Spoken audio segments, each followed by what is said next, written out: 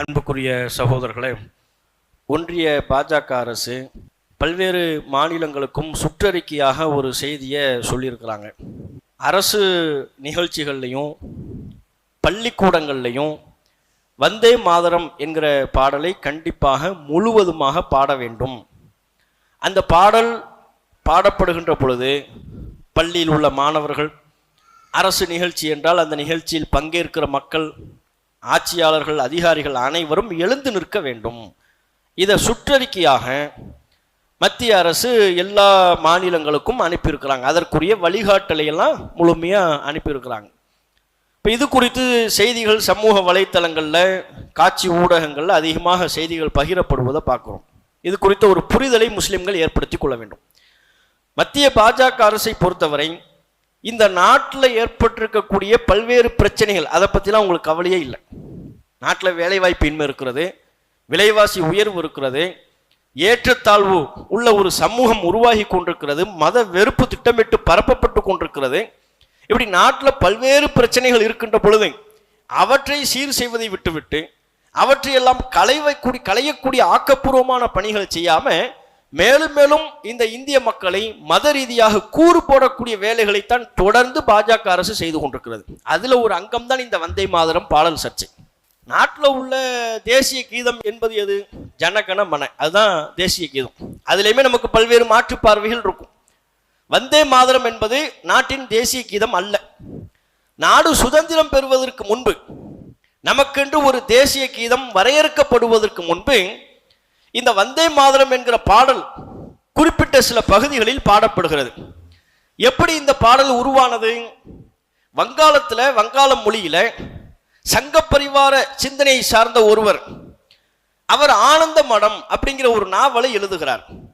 அந்த நாவல்ல முஸ்லிம்களை எதிரியாக கட்டமைத்து முஸ்லிம் அல்லாத மக்கள், குறிப்பாக இந்துக்கள் முஸ்லிம்களை அடையாளம் கண்டு அவர்களை கதையை முடிக்க வேண்டும், அவர்களை தாக்க வேண்டும், அவர்களை கொல்ல வேண்டும். இது நாவலின் கதை. ஆனந்த மடம்ங்கிற ஒரு நாவலை எழுதுறாரு. ஒரு சங்க பரிவார சிந்தனை கொண்டவர் தான் எழுதுறாரு. அந்த நாவலின் கதையோட்டம் என்ன? முஸ்லிம்கள் யாருங்கிறத நம்ம பகுதியில், நம்ம ஊர்ல அடையாளம் கண்டு அவர்களெல்லாம் தாக்கணும், அவர்களெல்லாம் கொல்லணும். சரி, அவர்களை எப்படி அடையாளம் காண்பது? ஒரு கலவரம் என்று வந்து விட்டால், பிரச்சனை என்று வந்து விட்டால் எப்படி அடையாளம் காண்பது? அப்போ ஒரு பாடல் அவர் கிரியேட் பண்றாரு, வந்தே மாதரம். இந்த பாடலை வங்காள மொழியில கிரியேட் பண்றாரு. சமஸ்கிருத வார்த்தைகள் பல்வேறு உருவாக்கப்பட்டு இந்த பாடலை கிரியேட் பண்றாங்க. இந்த பாடலை முஸ்லிம்களை பாடும்படி சொல்ல வேண்டும். அவர்கள் பாட மாட்டார்கள். யார் பாடவில்லையோ அவர் முஸ்லிம். இந்த பாடலை யார் பாடவில்லையோ அவர் முஸ்லிம். ஆகவே இந்த பாடலை பாட சொல்லி, அவர் பாடவில்லை என்றால் முஸ்லிம்னு கண்டுபிடிச்சிருங்க, அதற்கு பிறகு அவரை தாக்குங்கள், அதற்கு பிறகு அவரை கொள்ளுங்க. இதுதான் அந்த நாவலினுடைய கதை. பெரிய கதாபாத்திரங்கள்லாம் வந்தாலும் நாவலினுடைய சாராம்சம் இதுதான். இப்படி நாவலில் ஒரு சங்கியால் உருவாக்கப்பட்டதான் இந்த வந்தே மாதரம் பாடல். இது அங்கங்க சில பகுதிகளில் நாட்டினுடைய தேசபக்தியின் அடையாளமாகவும் இந்த பாட்டை அப்படியே கொண்டு வர்றாங்க. இவர்கள் இந்த முஸ்லிம் வெறுப்பையே நாட்டின் தேசபக்தியாகவும் சித்தரிப்பாங்க. அப்ப அந்தந்த பகுதிகளில், குறிப்பிட்ட சில பகுதிகளில் பாடப்படுகிறது. அதுக்கு இன்னொரு பக்கத்தில் அல்லாமா இக்பால் என்று சொல்வார்கள். அவர் என்ன செய்யறாரு? சாரே ஜஹாசே அச்சா, ஹிந்துஸ்தான் ஹமாரா அப்படின்னு ஒரு பாட்டு எழுதுறாரு. அது குறிப்பிட்ட பகுதிகளில் முஸ்லிம்கள் இந்த பாட்டில் பெரிய சர்ச்சைகள்லாம் இல்லையே அப்படின்னு அந்த பாட்டை அவங்க ஒரு சில பகுதிகளில் படிச்சுக்கிட்டு இருக்கிறாங்க. இப்ப இந்த நாடு சுதந்திரம் பெறக்கூடிய நெருக்கம் வருகின்ற பொழுது இரண்டு பாடலில் எதை தேசிய பாடலாக ஆக்குவது? அல்லாமா இக்பால் அவர்கள் எழுதிய சாரே ஜஹாசே அச்சா, இருக்கிற நிலங்கள்லயே தேசங்கள்லயே ஹிந்துஸ்தான் ஹமாரா, எங்களுடைய இந்துஸ்தான் தான் சிறந்தது. இது சாதாரண ஒரு கருத்து. இதில் ஆட்சேபனைக்குரிய எந்த விதமான கருத்தும் இல்லை. நாட்டை தூக்கி உயர்த்தி பேசுவது மட்டும்தான். சுதந்திர காலத்துல நாட்டை உயர்த்தி பேசக்கூடிய ஒரு அம்சம் மட்டும்தான் இதில் இருந்தது. இது அந்த பாட்டில் இருக்கு. இதை தேசிய கீதமாக ஆக்குவதா, வந்தே மாதரத்தை ஆக்குவதா? அப்படின்னா வந்தே மாதரத்தை ஆக்க வேண்டும் என்கிற கருத்து வருகிறது. அதில் அதிகமான மாற்று கருத்து அங்கே எழுப்பப்பட்டது.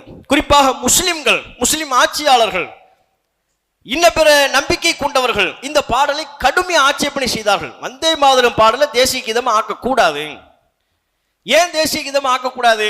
வந்தே மாதரம் வெறுமனை நாட்டை உயர்த்தி பேசக்கூடிய பாடலாக மட்டும் இல்லை, குறிப்பிட்ட மத நம்பிக்கை உள்ளே திணிக்கக்கூடிய வரிகளும் அதில் இடம்பெறுகிறது.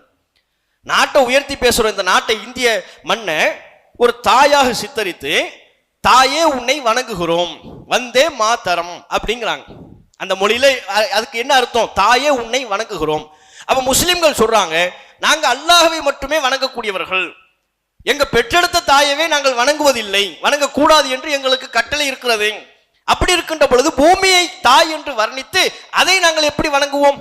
வந்தே மாதரம் என்று நாங்கள் எப்படி சொல்வோம்? தாயே உனக்கு வணக்கம், உன்னை வணங்குகிறேன், உனக்கு வந்தனம் செய்கிறேன் என்று எப்படி நாங்கள் சொல்வோம்? இது சொல்ல மாட்டோம். இது அடிப்படை எங்க கொள்கைக்கே மாற்றும். இஸ்லாத்தின் அடிப்படை கொள்கை லா இலாஹ இல்லல்லாஹ், வணக்கத்திற்குரியவன் அல்லாஹ்வை தவிர அவர் யாரும் இல்லை. அப்படி இருக்கும் பொழுது இந்த பூமியை நாங்க எப்படி வணங்குவோம்? இதை நாங்க சொல்ல மாட்டோம். முஸ்லிம்கள் எதிர்ப்பதற்கு அடிப்படையான காரணம் இது. நாமும் இந்த கருத்தில் உடன்படுகிறோம். இதோடு சேர்த்து இன்னும் என்ன பிரச்சனைலாம் வருது?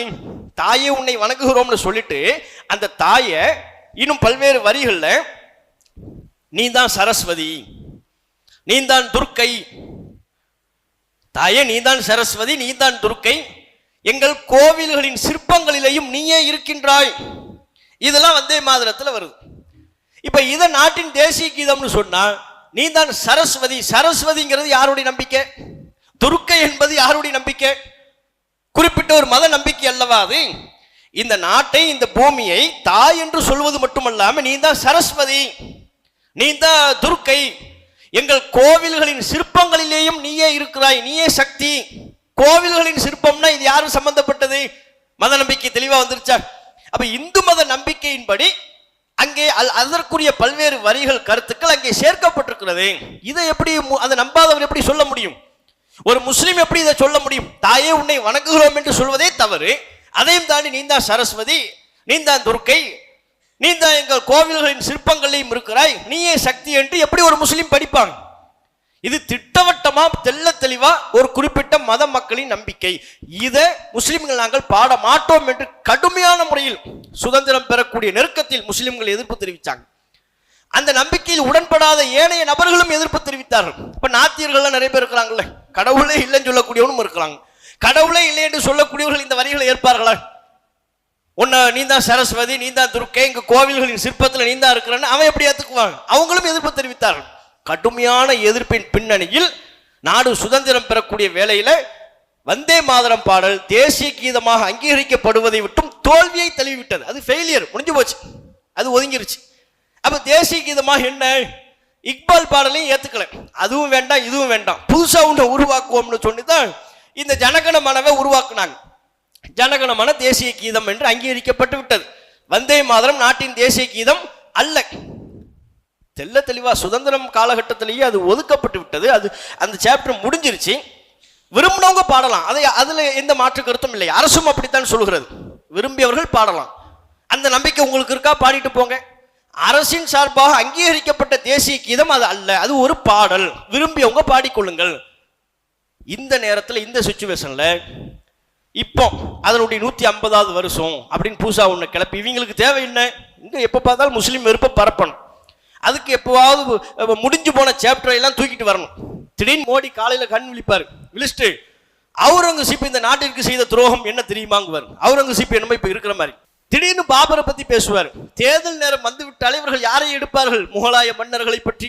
தேர்தல் நேரம் வந்தா ஏன் முகலாய மன்னர்களை சொல்லி அவர்கள் பேரில் பல்வேறு பொய்களை சொல்லி அந்த வெறுப்பை இப்போது வாழ்ந்து கொண்டிருக்கிற முஸ்லிம்களின் மீது திருப்புவது. இந்த வேலையை தொடர்ச்சியா பண்ணிக்கிட்டு இருக்கிறாங்க. அதன் ஒரு அங்கமாகத்தான் வந்தே மாதரம் பாடல் எல்லா ஸ்கூல்லையும் படிங்க, அரசு அலுவலகங்கள் எல்லாம் கண்டிப்பா படிக்கணும். படிக்கும்போது ஜனகண மனவுக்கு முன்னாலேயே வந்தே மாதரம் ஒழிக்கப்பட வேண்டும், அதற்காக எழுந்து நிற்க வேண்டும். முதல் விஷயம், குறிப்பிட்ட ஒரு மத நம்பிக்கை கருத்தை சொல்லக்கூடிய இந்த பாடலை எப்படி நீங்க பாடணும்னு சொல்லுவீங்க? பள்ளிக்கூடங்களில் உள்ள மாணவர்கள் படிக்கணும்னு எப்படி சொல்வீங்க? எப்படி ஒரு அரசு உத்தரவு போட முடியும்? இது அடிப்படையிலேயே மத நம்பிக்கை, அரசியலமைப்பு சட்டம் நமக்கு வழங்கியிருக்கிற மத சுதந்திரத்திற்கு எதிரானது. இதை முஸ்லிம்கள் பாடக்கூடாது. நம்ம பள்ளிகளில் உள்ள பிள்ளைகளாக இருந்தாலும் சரி, அங்கு பணிபுரியக்கூடிய ஆசிரியர்களாக இருந்தாலும் சரி, வந்தே மாதரம் பாடலை நாங்கள் பாட மாட்டோம், தெளிவா இருக்கணும். இதை நாங்கள் பாட முடியாது. இது எங்க நம்பிக்கைக்கு எதிர். எங்களது அரசியலமைப்பு சட்டம் பிரிவு 25 மிக தெளிவாக எங்க நம்பிக்கையை கடைபிடிப்பதற்கு எங்களுக்கு உரிமை இருக்கிறது. இதை நீங்க பாடணும்னு எப்படி நீங்க கட்டாயப்படுத்துவீங்க? சரஸ்வதி நாங்க சொல்லணுமா? அப்படி நீ கட்டாயப்படுத்த முடியுமா? முஸ்லிம்கள் இதற்கு எதிராக கண்டனம் தெரிவிப்பதை போல, முஸ்லிம்கள் இந்த பாடலை பாட மறுக்க வேண்டும் என்பதை போல கடவுள் நம்பிக்கை இல்லைன்னு சொல்லிக்கிட்டு இருக்கிறாங்க பாருங்க, இதற்கு மாற்று கருத்துல உள்ளவங்க இருக்கிறாங்க, அவங்களும் இதை மறுக்க வேண்டும். இதெல்லாம் நாங்க பாட முடியாது, இதை எப்படி எங்க மேல எப்படி திணிப்பீங்கன்னு கேட்கணும். அது மட்டும் இல்லாம அரசு அலுவலகங்கள்ல ஜனகணமுக்கு முன்னாலேயும் இதை பாடணுங்கிறாங்க. அப்ப அதான் ஒரு பத்திரிகையாளர் கேட்கிறாரு, ஆல்ரெடி தமிழ்நாட்டில் என்ன பிரச்சனை, தமிழ்நாட்டில் இவர் ஆளுநர் வருவார், எல்லாத்தையும் வாசிங்கன்னா வெளிநடப்பு பண்றேன்னு கிளம்பி போயிடுவார். கேட்டா என்ன, நீ அதை படி இதை படிங்குவார். அப்ப இவங்க ஆல்ரெடி தமிழ்நாடு அரசு தமிழ்தாய் வாழ்த்து படிக்கணுங்கிறாங்க. ஜனகணமன இருக்கு, தமிழ்தாய் வாழ்த்து இருக்கு, கூடுதலா இப்போ வந்தே மாதரத்தையும் படிக்கணும். அப்ப ஃபர்ஸ்ட் வந்தே மாதரம், அதுக்கப்புறம் தமிழ்தாய் வாழ்த்து, அதுக்கப்புறம் ஜனகணமன, இது எல்லாத்தையும் படிச்சு மக்கள் பிரச்சனையை பேசத்துக்குள்ள போதும் ஆயிடும். அப்ப தமிழ்நாடு அரசையும் ஒரு மாநில அரசையும் இதை செய்ய வேண்டும் என்று நிர்பந்திக்கிறார்கள். தமிழ்நாடு அரசு வேடிக்கை பார்க்காம ஒவ்வொரு மத மக்களின் நம்பிக்கையை மத சுதந்திரத்தை பாதுகாக்க வேண்டும் என்றால் மத்திய அரசு வாய்மொழியாக அல்லது கைடன்ஸ் என்று சொல்லி உத்தரவு பிறப்பித்திருக்கக்கூடிய இந்த வழிகாட்டலை எதிர்த்து உச்சநீதிமன்றம் செல்ல வேண்டும். உச்சநீதிமன்றத்தில் இதற்கு தடை வாங்க வேண்டும். இதை பாட முடியாது என்பதில் அரசும் தெளிவாக இருந்து மக்களினுடைய மத நம்பிக்கை பேணி பாதுகாத்துக் கொள்ள வேண்டும் என்பதை இந்த நேரத்தில் ஒரு செய்தியாக சொல்லி என்னுடைய உரையை நிறைவு செய்து கொள்கிறேன். வாஹூர் தாவானா அனில் அல்ஹம்துலில்லாஹி ரப்பில் ஆலமீன். அஸ்ஸலாமு அலைக்கும் வரஹ்மத்துல்லாஹி வபரகாத்துஹு. அல்லாஹு அக்பர். அல்லாஹ்